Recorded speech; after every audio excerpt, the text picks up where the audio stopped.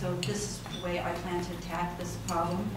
And I believe the 10-year plan is working.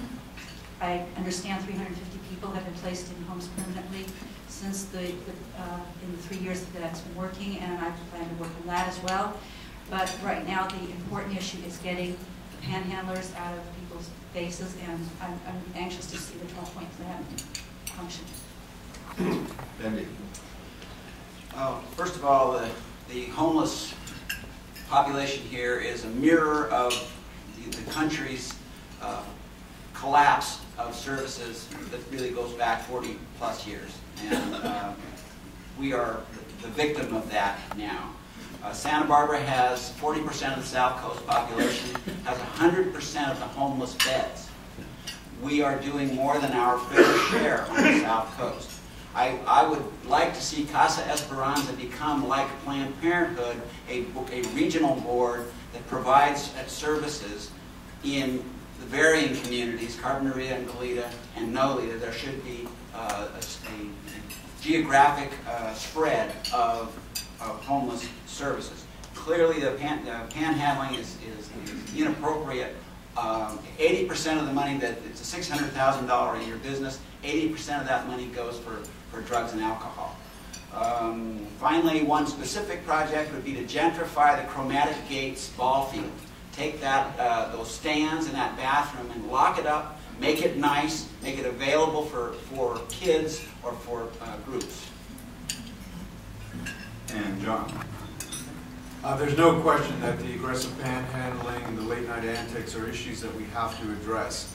I was encouraged to see the ordinance that was adopted recently, but we have to accelerate its implementation by getting the alternative giving campaign in place. And I'd like to see that ordinance in place by January of this next year.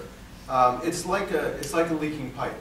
You know, the way that the City Council addresses this problem and the way that they approach problems in general, we have a serious situation. We have to clamp down on that situation and then look to the causes of it and then talk about those issues. But we have to stop the leaking. We have to address this issue immediately, and one way to do it is to get that alternative giving campaign program up and running so that we can get the ordinance in effect. Also, it's a matter of public safety, and we have to maintain our numbers with our police force and work closely with them to make sure that the late night antics are being dealt with appropriately.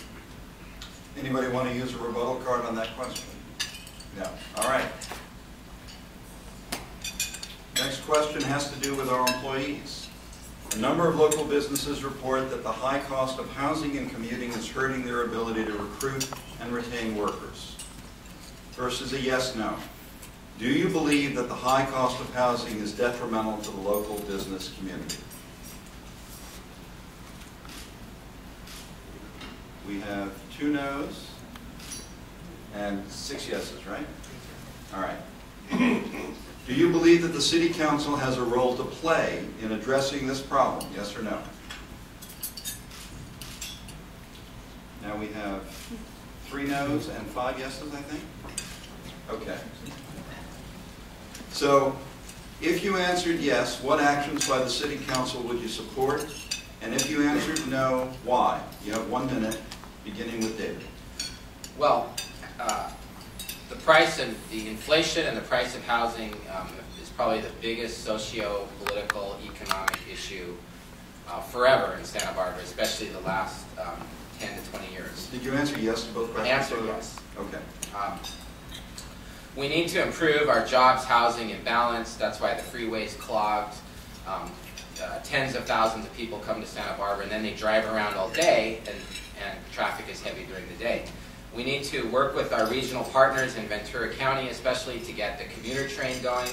I have great contacts with the County Board of Supervisors and other leaders in Ventura County to keep that moving along. We need to look at our general plan to have creative housing opportunities, especially in downtown, so people are not car dependent and have options about their transportation. We need to protect rental housing.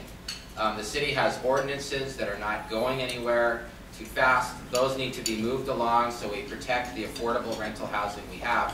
And collectively, that will help our local business with recruitment and retention of their fine workers so they don't spend all their time commuting. Kathy? Remind us of your answers to the first two questions, please. Yes, yes. Okay. Okay, I think it's very important for us to take a look at our planning process and especially look at our general plan update. Our city really needs to stop encouraging and allowing the building of luxury condos. The statistics show that for every luxury condo, this generates the need for more and more service workers. So we're actually falling behind with the jobs housing balance.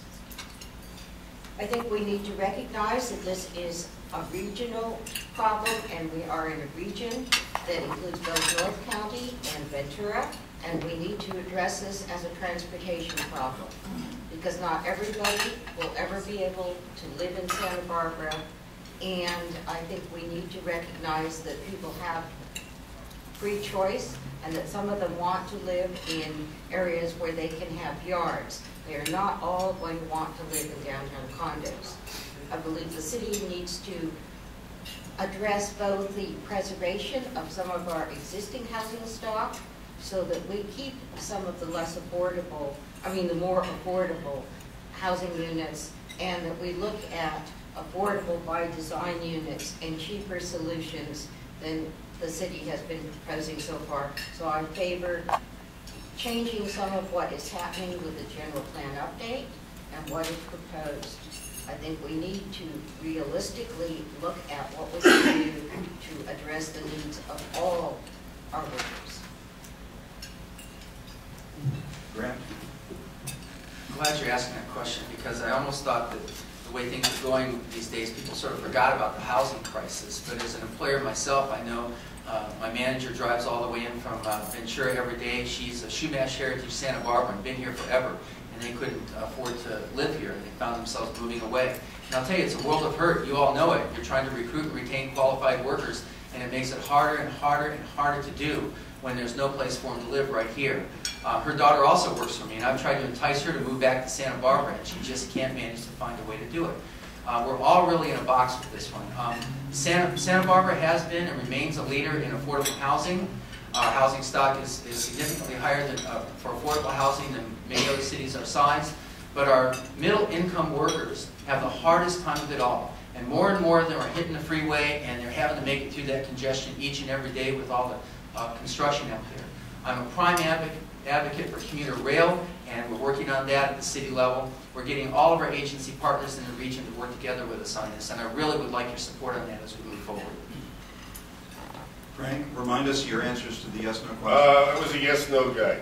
A yes/no I guy. don't remember what the yes one was, but the no one was wishing the city council knew about it, and I said we shouldn't do anything. Well, the first question was, do you believe the high cost of housing is detrimental? So you answered yes to that one. Sure. And then you said, that does the city council have a role to play? And you said no. Yeah. Okay. Well, first off, regarding affordable housing, I mean, I'm all for it, starting with my house. I wish somebody could make it affordable, but that's not the way the laws of nature and economics work. So there's really, if we ever tried to solve our quote-unquote housing challenges with public housing, we could never do it. Helene Schneider said that the last time we talked about this publicly 2 years ago, and she's right.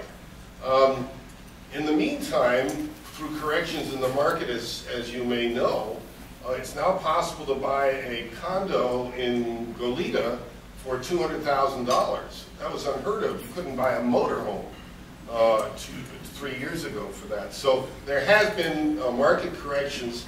And finally, if people don't enter into the market, they can't participate in a market appreciation. In affordable housing, you're taken out of the market. It's lower grade housing, and I would like to see everybody fulfill their dreams and become a part of the American dream of owning a home. Thank you. Diane? Well, yes, we do have a serious jobs housing imbalance, and that affects our sense of community as well as the ability of employers to retain employees. I believe that the government, that yes, we do have a role as city council members. I would like to see more partnership with the Housing Authority to build more projects like Casa de la Fuentes, which is for downtown workers without a car. Excellent solution. We also need to get that commuter rail going. That's very essential to the economic well-being of the city for